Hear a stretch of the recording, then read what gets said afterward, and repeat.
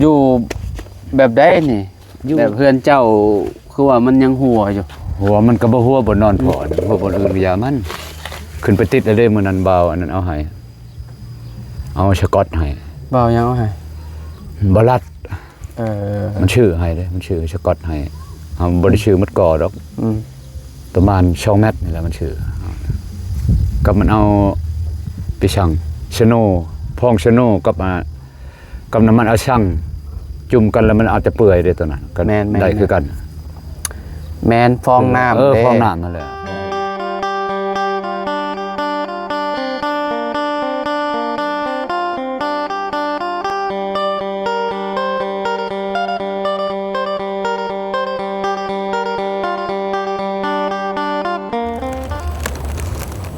มาบัดนี้พ่อแม่พี่น้องเนาะเปิดภาพมาก็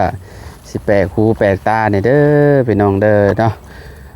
ก่อนอื่นก็สบายดีและสวัสดี FC เบิร์ดสุขูสู่คนบอกว่าสิอยู่ในและก็ต่างประเทศพี่น้องเนาะมาพบมาเจอกันเนาะกับเฮาอยู่ที่บ้านปดตู้ปืนแก็บพี่น้องเนาะสายยาปดตู้เพิ่นเนาะปดตู้น้อยหั่นแหละพี่น้องเนาะเพิ่นมีเมียเด็กกันแหละพี่น้อยเนาะอ๋อเพิ่นเฮ็ดหยังเด้นี่เนาะเก็บบักพริกไปป่นกินบ่เลยน่ะได้ไปตำบ่โอ้เก็บไว้หำเอ้ยสบายดีประตูสบายดีมันชุกเลยเก็บไว้มันหล่นทิ่มซื่อๆนี่แม่นนั่นแหละเก็บไปตากกินตู้ตาก็ให้เขากินเฮือนหลังนี้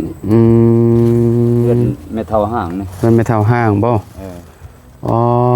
พ่อนั้นมันเลือกกินเลือดอันนั้นแหละบ่ว่าดอกซ้ำนี้ก็กินบ่ไหวละกินบ่เดียวเนาะผู้เดียว2-3ก๊กมันทุกตลอดเป็นความเจ้าหาละตัวเนาะขออนุญาตนะจุจ้าได้อ๋อได้เท่าไรเลยได้จะกำแล้วนี่หาก็เก็บนี่ได้หาก็เข้ามาผมมันยังลายอยู่เก็บหมดตัวมันชุกนี่มันหล่นทิ่มซื่อๆนี่เนาะพอได้กินได้พอบ่ได้ชื่อมะเพ็ดนี่บ่แม่นเว้าบ่ได้ออกตลาดย้อนกินแต่นี่ก็บ่ไหวแล้วนี่โดยมันหล่นมันเปื่อยมันยังเฮาบ่เก็บทิ่มซื่อๆนี่เก็บไว้โดยตากหากระแดดมื้อนี้มันบ่ชูมีแดดมีอันปานใดมันอยากครึมๆเนาะหากระแดดนี่แหละนี่ตู้ฮอดแดดแล้วตู้นี่เด้อมานั่งอยู่พี่ก่อนเนาะได้โอ้ยพี่น้องเอ้ยเนาะโอ้ยเฮือนเพิ่นนี่สะอาดตลอดเลยเด้พี่น้องเอ้ยเนาะเฮือนประตูปืนแก็บเนาะบ่ได้เด้โอ้เฮือนเจ้านี่บ่ให้มันเปื้อนเลยเนาะพอเนาะบ่เด้พอคนมักสะอาดได้โดยคนขี้ร้ายผู้ปนั่งอยู่พุ่นคนขี้ร้ายแต่มักสะอาดนี่แหละ3สะอาดเนาะพี่มาบอนมันโฮมพี่แม่นอยู่โฮมอยู่ยังบ่ละบ่เก่าผู้อ้าวนี่กูนั่งนี่ดอกกูนะเจ้านั่งกันบ่นั่งอยู่งวมอยู่เงาอยู่ผู้เดียวคือเก่าลูกเมียป้าถิ่มเห็นได้มันเป็นไปแล้วสู้ชีวิตลูกผู้ชายไม่ได้ชูอย่างเดียวโดยนี่ขอบอกขอบใจน้ำหลวงน้ำลานหลายๆโดยอยู่ดีไม่แห้งเจ็บอย่าได้ใครอย่ามีปรารถนาสิ่งใดอะไรสิ่งนั้นโดยอยู่ไปงอมๆแง้มๆนี่อยู่ผู้เดียวเนาะผู้เดียวได้เห็นได้ในเมื่อมันเป็นไปแล้วคือเพลงนั่นแหละลูกมาลินน้ำอยู่บ่ลูกอันนี้เดี๋ยวนี้บ่ชูมาแล้วแม่มันมาค่ะแม่มันบ่มาอยู่พี่แล้วแต่ละมื้อแม่เพิ่นยังบ่ได้มื้อบ่ยังวันเช้านี่มันมื้อนี่วันเช้าสิมานี่เมื่อระยองพุ่นละเพิ่นมากับผัวเพิ่นบ่มีผัวดอกมันบ่ทันมีผัวมีแฟนนะมันบ่ทันสอนมันหาเงินก่อนนะมันเรายังบ่อยากได้บ่ขนาดได้ลูกได้ผัวมันชอไปหาเงินหาคำบ่ได้ตามใจเนาะไม่ถือความมันนั่นแหละคนนั้นตัดสินใจอยู่ผู้เดียวก่อนเฮาก็ยังบ่เคยเห็นได้อันเมียเจ้าน่ะเฮาก็เห็นมื้อนี้เมียเก่าเจ้าน่ะเฮาก็เห็นมื้อนี้แหละนี่เราก็ยังคือสิอายุยังบ่หลายเนาะได้แล้วชาวปลายชาวปลาย25ได้บ่ทันฮอดหรอกประมาณ22 23นี่แหละของเราก็ตั้งแต่ยังน้อยๆ13ปียังหนุ่มอยู่แบบนั้นชำผู้นั้นแหละยังมีโอกาสหาเงินได้หลายอยู่เนาะเงินเดือนเรา15,000จากเราเฮ็ดหยังแหละเฮ็ดงานบ้านนี่แหละ อยู่ระยอง ส่วนใหญ่ก็มื้อยิงเพิ่นจังเฮ็ดงานบ้านนั่นแหละงานบ้านแล้วก็งานขาย คือว่าอยู่หานอาหารน่ะต่อคือว่านั่นน่ะ ขายกับข้าว ขายกับเขาวกับน้ำ ขายกับข้าวกับน้ำนั่นแหละพี่น้อยเนาะ มันก็ต่อเฮือนกับมันได้เงินมันนะต่อเช็คออกพุ่นน่ะ ใช่ พุ่นเบื้องนั้น ต่อแทรกไปทางหน้า ชงกระเทิบออกหั่นเงินมันละเช่าไปล้านพุ่นน่ะ โดย อันนนปู่ก็หลอกก็โลอีกเด้บัดนี้บ้านประตูบ้านปองเยี่ยมน่ะก็มันพอบ่ทันได้ใช้แล้วตอนนั้นน่ะ นี่แหละเพื่อนเนาะ ลาว เราต่อเติมเพิ่มอีกเนาะ เติม เจ้าก็ไปลมกับเราอยู่บ่ไปแบบ คู่มือก็กินข้าวน้ำกันเมื่อวานนี่ก็กินมันก็ขึ้นมากินอยู่เฮือนพี่ อ๋อ กับลูกกับ แบบว่าหักแพงกันคือเก่าแหละเนาะถึงว่าสิเลิกลากันก็ได้เนาะ คนเอิ้นว่าคนมีมนุษยสัมพันธ์สูงนะมันน่ะ อื มันคนรู้จักควมกัน เบิ่งลาวก็สิบ่เกลียดบ่ซัง บ่ เนาะ บ่ แบบอันเนี้ย บ่พอยมาก็ต้อนรับ อืม ย่อข้าวย่อน้ำเห็นบ่นี่ โดยพี่น้อยเนาะ ไปชื่อน้ำไปชื่อข้าวไปชื่ออาหารกินกระทาจุ่มนี่เห็นบ่ทาจุ่มนี่ เราซื้อจังใดเมียจ้ะ ชื่อน้ำโหยฮ้อโอยโหยฉะโอย อืม หรือว่าอันนั้นในคลิปมันน่ะ บ่ มีเหรอมวย อ๋อ มวยลูกชาวเดียวเพชรมันน่ะ น้องมวยบ่ มวยลูกชาวเดียวเด้ อืม อยู่เพชรพออยู่โทรศัพท์พอกับ อ่า มวยลูกชาวเดียวเฮามันใช้อันนั้นมันลิ้นช่องเพชรได้เพชรตัวหนึงพอบ่ฮู้ เพิ่นคือสิได้เงินหลายอยู่เนาะเพิ่นไปอยู่ไทยแต่โดนแล้วเนาะ ได้เลยเขาว่าเงินมันผาก200ได้ 200ล้านเลยฝากจะฝากธนาคารเงินมัดแมวชื่อดอกเงินเขาเอา ดีแล้วจ้ะเนาะ กินแต่น้ำมันไอ้เหือน อยากเลื่อมๆจะได้บุเนาะตู้มานั่งพี่เปลี่ยนมุมนั่งก่อนมานั่งนี่แหละเจ้านี่มานั่งพี่มันอยาก นั่ง เลื่อม ใช้ นี่มานั่งพี่ ก็เลื่อมคือกันนั่นแหละ บ่เลื่อม แสงน่ะ พี่เฮาสิมุน คันใช้พี่ได้นั่งนี่ได้นี่ มีตังค์อีกบ่ อ๋อมี มันอยากเลื่อมๆจังได้บุพี่น้อยเนาะฝนก็มาแหละป้ามื้อละคือแล้วพุ มาบ่มื้อนี้เขายันคำพุ่นนะ หึ ยันคำ มือพลมาเจ้าอยู่แบบได้นี่แบบเพื่อนเจ้าคือว่ามันยังหัวอยู่ หัวมันก็บ่หัวบ่นอนพอหัวบ่อื่นก็อย่ามันขึ้นไปติดอะไรมื้อนั้นเบาอันนั้นเอาให้เอาสกอตให้ เบายังเอาให้ บ่รัด เออ มันชื่อให้เด้มันชื่อสกอตให้บ่ได้ชื่อมัดกอดอก อืม ประมาณ2เมตรนี่แหละมันชื่อกับมันเอาไปชั่งชะโนพองชะโนกับน้ำมันเอาชั่งจุ่มกันแล้วมันอาจจะเปื่อยได้ตัวนั้นก็ได้คือกัน แมนฟองน้ำ ฟองน้ำนั่นแหละฟองชะโนขาวๆ ฟองน้ำขาวๆน่ะมีแต่ใส่น้ำมันในสร้างแล้วก็ แช่ใส่น้ำมันเอาชั่งแล้วมันก็เปื่อยไอ้เล่โลดเฮาแปะใส่มันก็อยู่เลย แมนเฮาก็มีแต่เอาไปใส่ตามรูที่ว่น ตามหูนะเล็กตะปูตัวใดใส่หมด แม่น มันหัวเกือบอย่าคู่เล็กตะปู บัดนี้บ่หัวแล้วบัดนี้ บ่ เนาะ หัวแล้วบ่นอนเนี่ยบ่หัวแต่อยู่พุ่นนั้นก็ยามันอยู่ไกลเฮ็ดหยัง บ่อนนอนเฮานอน บ่นอนเฮาบ่หัว ปลอดภัยแล้ว บ่นอน โอเคแล้ว คันเฮาสิย่างขึ้นไปบัดชังกะชีนี่มันลุบลงได้อ่อนๆนี่ อืม ที่รวยกว่าหมู่นี่ราคาเท่าไหร่30ปลายแผ่นหนึง เจ้าเริ่มสิบ่เอามาขายแล้วทั้งซีนี่นะเจ้า เอาอยู่โรง ข งานมันเลย เจ้ามีแต่ขายแผ่นลูซิ่งนั่นแหละ โรงงานเวียดไปเอาโรงงานเวียดโตมันน่ะมันงามมันใหม่มันนาก็มีแต่ว่ามันเงินบ่หลายตอนนั้น เงินบ่ถึงนั่นเด้ เงินบ่ถึงเลยยาแล้วซำนี้นอนได้ จำเป็นแล้วเนาะ เฮ็ดหยัง เอาตัวนี้แหละ ดินนี่ก็พอเท่าห่างในเดือน12แล้วน่ะหายุ่งยากนี่ได้นี่ได้จะไปอยู่บนไดแล้วนี่คนขัวก้อนฮอดเดือน12มาจังต่อรองนํเขาต่อรองบ่ได้ก็สิขอเพิ่งพาอาศัยไม่เท่าห่างนี่แหละ อืม ไปแถวนี่แหละก็คือสิได้อยู่ดอก อยู่ไปก่อน อยู่ก่อนฮอดเดือน เพิ่น 12 ก็ ก่อน คือจิตใจดีอยู่ติ โอ้ดิอันนี้ลูกสาวเด้อยู่นํลูกสาวนี่คง บ่คะแนนว่าเพิ่นบ่ให้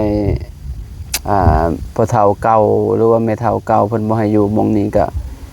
ขอ ก็นั่นแหละจะขอขึ้นนี่แหละดินแถวนี้แหละ อยู่ขึ้นน้ำอันแม่เฒ่าเก่าเองนี่แม่เฒ่าเก่าอยู่เทิง เป็นตายกก็ยกเลยแล้วเนี่ยก็บ่ยกก็มากนี่ย่อเลยบ่ย่อบ่ได้แล้วมาก เคยล้มกับเพิ่นอยู่บ่ ลมไผ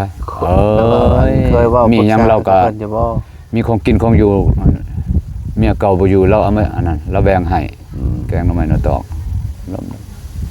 เป็นกันเองเราบ่ทิมเราเว้าคันผู้นั้นไล่แล้วมานี่มาอยู่น้ำลูกนี่เราไปใช้ อยู่น้ำน้องน้อยเพิ่นเนาะ ชาวนั่นน่ะชาวร้อยนั่นเด้ อยู่น้ำลูกสาวแล้ว ลูกชาวชาวร้อยลูกชาวโหยน่ะ เจ้าเลี้ยงกันแต่น้อยๆแล้วว่าเลี้ยง จนโอ้ยจน5 ปี6 ปีแล้วจังได๋หย่ากันหันใหญ่มันนั่นน่ะป้านมป้านั่น เพิ่รู้จักความแล้วเนาะ คือผู้นี้นี่ฮักได้5 เดือนหย่ากันก็กินนมพ่อ มื้อนั้นเฮาพ่อเจ้าอยู่ พ่อใช่ เสโปนตอนแรงๆจะไปหยัง กันไปชื่ออันนั้น ไปซื้อหยังย่างไปบ่ ย่างแล้วสิมีรถใช่ย่างลัดนี่ข้ามห้วยนี่ข้ามน้ำ ใส่เสื้อตัวนี้ว่า ชื่อลายแนวชื่อของกินนี่แล้ว เฮาพ่อเจ้าเฮาเอ้าเฮาขี่รถไวเด้เฮาเห็นแวบรถโอ้ รถใหญ่บ่เจ้าพี่ บ่เฮาขี่รถจักรมือเด้ คอยบ่ได้แนมใส่ พ่อผมตู้ปืนเก็บอยู่เวลาอยู่เซโปนไปซื้อแนวจะเป็นเนาะของกินเนาะ ของกินเป็นธงเป็นหยังอันเด้ของกินชุกนั่นแหละ มันเงินบ่หลายเฮาอยากเฮาคิดอยากแล้วเฮากินแต่ผักส่วนหลายแล้วเฮาย่างบัดนี้ หาซื้อน้ำกินก่อน คันว่าสิยืมรถยืมร่างเขาผัดเกรงใจเขาเฮาบ่มีเงินเติมน้ำมันนะเฮาเกรงใจนะเฮาเคยย่างแล้วก็ย่างไป ย่างเอา เคยทุกข์เลย ย่างเอาก็สบาย ตามหัดกายแน่ อ่า สุขภาพนี่คือทางลัดตัวนี้นี่หาข้ามน้ำคันพ้นตกแห้งแล้วข้ามไปบ่ได้หวยคงอันนี้มันขึ้นน่ะบ่ได้พ้นบ่ตกขึ้นไปได้ ย่างตามทางเลยแหละ จะลัดสิออกบนครัวน่ะใกล้ครัวเลย ว่าย่างตามทางนี่แล้ววันนี้ ทางมันไกล ไกลบ่ โค้งโค้งก็ได้คือกันก็บ่รู้ดึงกันไปได้ดอกแต่มันหักเนาะบ่อยากย่างตามทางนี่คน เมีย เนี่ย เมียเก่าเจ้าผู้นั้นน้องอ้อยน่ะเพิ่นอันนั้นล่ะบ่เพิ่นแต่งงานล่ะบ่ โอ้แต่งเว้ากันน่ะเดือน6นี่แหละเว้ากันเวลาไปสั่งตอนเช้า5 โมงตอนเช้าเว้ากันวันที่5บ่แม่นวันนั้นน่ะเว้ากันวันที่5วันที่30เขาก็แต่งเลยแบบอันนั้นนะแบบเอิ้นว่าบังคับหัวใจยามหัวใจกันขนาดนะบักอันนี้มันเวียนมา2-3 ปีแล้วเฮาก็ฮู้พอดาวๆชื่อเขาไปหากันก็เข้าแบบไปน้ำหมูน้ำคูน้ำนี่แหละลิบไปโลดหมอนัดโทรเอาซั่นหลาย คือแบบเมียเจ้าเพิ่นลิน Facebook แล้วก็นัดกันเนาะไปเนาะ ซั่นหลายก็อยู่ในหันแล้วเงินค้ำกัน ตอนนี้ก็เจ้าแต่งงานเรียบร้อยแล้วเนาะ แต่งแล้ว เจ้าไปอยู่น้ำพัวแล้วเนาะ ไปแล้ว กูมื้อนี่บ่ได้เห็นกันหรอว่า บ่ชอบพ่อก็บ่ไปไกลอีกแต่มื้อแต่งงานน่ะแม่เฒ่าก็มานบมาเชิญนะ ไปบ่ได้เขาว่าตอบไปแล้วเฮาลุกไปบ่ได้ดอกว่านายใจว่ากินบ่ลงดอกคิดว่านั่นในทะเลาะเลยแหละ คือแบบแม่เฒ่านี่เคยมาแบบมาหาเจ้าเนาะไปงานแต่งเมียเนาะ เฮาก็บ่ได้ปาเขาดอกพ่อเฒ่าแม่เฒ่า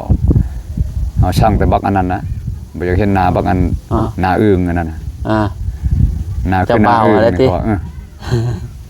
คนเตี้ยๆน้อยๆดำๆคือมันนั่นแหละมันพยายามจนปี2 ปีจนได้แต่งอลีจนได้อย่ามันพอก็หมายลูกหา ได้ยินจะว่าตอนนั้นอยู่จะว่าให้ฟังอยู่ตอนนั้น เมียมันตายเกิดลูกมาแล้วพี่ปอบช้ำบ่เขาว่ามันไปมันเวลาแต่งคืออยู่พี่มื้ออื่นไปส่งมันลงแต่รถก็ล้มตึ้งรถอีอ้อยบ่หายใจบ่นั่นเขาไปเฮ็ดคันขึ้นไปอันนั้นมันจังคืนมา ไผ อีอ้อยน่ะมันเมื่อเฮือนผัวมันเด้ลงแต่รถก็ล้มตึ้งรถ อ๋อแม่นบ่ เขาไปเบิ่งแต่งคันแต่งนั่นเขาว่าเมียมันถาม เมียถาม เมียใหม่เมีย เมีย เก่า เก่าเมียผู้ตายถาม เขาเฮ็ดคันได้จังคืนมาเด้ เอาว่าโอ้นั่นนี่เขาวัดมันยังไปกวดมีทองในที่เดียวนี่เขาว่า มีน้องนี่แหละ โอ้มาพอก็หมายมัน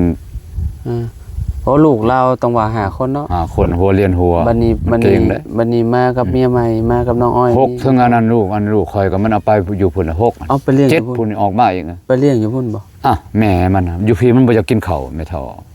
ป้อนข้าวก็บ่อยากกิน บัดแม่เอาไป น้ำตาออกหมู่ทามากินฮอดแม่บ่ลูกน้ำตาออกคือคนหูความ นิดหน่อยเลย บักหน่อยนะบัก5 เดือน4 เดือนน่ะ อ๋อ มันแม่มันไปพุ่นกินข้าวดีคือหยังเขาตุ้ยแล้ว แม่มันต้มเขาวเปียกให้กิน เรารู้จักความ มัน เนาะ จะควมนะ แปลว่า คนเฮานี่แบบ แม่อยู่นํตลอดเด้ พี่มาชิงพี่มาเกิดได้คนเฮาเนี่ยเขาฮู้ได้จังหน่อยแล้วมันบอก แม่นเด็กน้อยนี่พระเจ้าสิฮู้เด้ เขาหนามบ่กินป่อน อ่า กินก็เล็กๆน้อยๆบัดหมู่เว้ากินฮอดแม่บ่ลูกน้ำตาออกอีก ฮะเฮ็ดแล้วมันจะหูเขา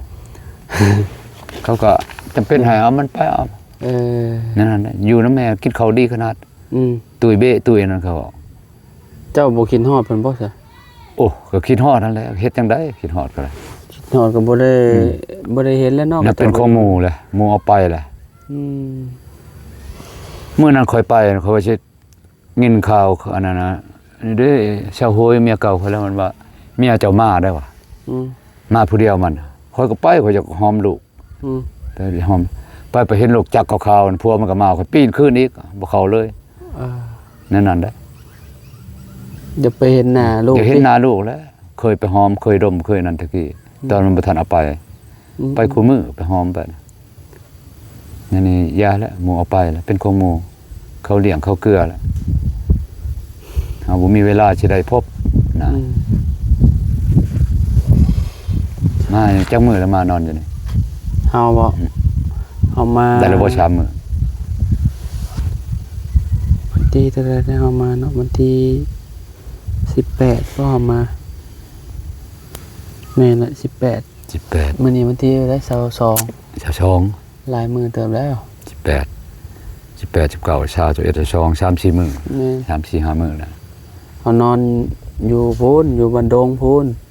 เฮาบ่ได้อยู่ในนี่แล้วเฮา